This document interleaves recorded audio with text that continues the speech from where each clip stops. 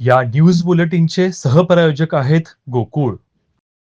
मागील काही दिवसांपासून बाजारात शेवग्याची आवक कमी झाल्यानं काल सोमवारी व आज एकही ट्रक किंवा गाडी बाजारात आली नाही. आरोग्याच्या दृष्टीनं हिवाळ्यात रोगप्रतिकारक शक्तीसाठी शेवग्याला मोठी मागणी असते.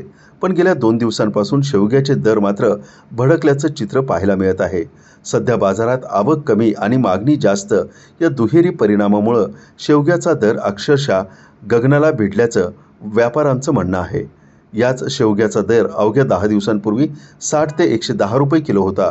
परंतु 10 दिवसातच दरानं उसळी घेत 150 पेक्षा जास्त वाढ नोंदवली आहे. शेवग्याचा आज मंगळवारी दर तब्बल 600 रुपये किलोपर्यंत पोहोचल्यानं ग्राहक हैराण झाले आहेत.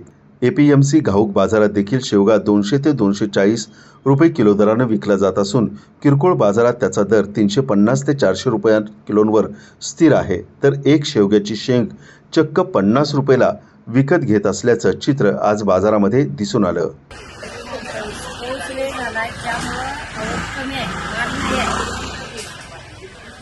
त्यामुळे एवढा दर वाढला. आता किती रेट आहे शेवग्याचा? आता शेवगा 50ला एक आहे, 30ला एक आहे, किलो पाहिजे तर 600 रुपये बाजार आहे.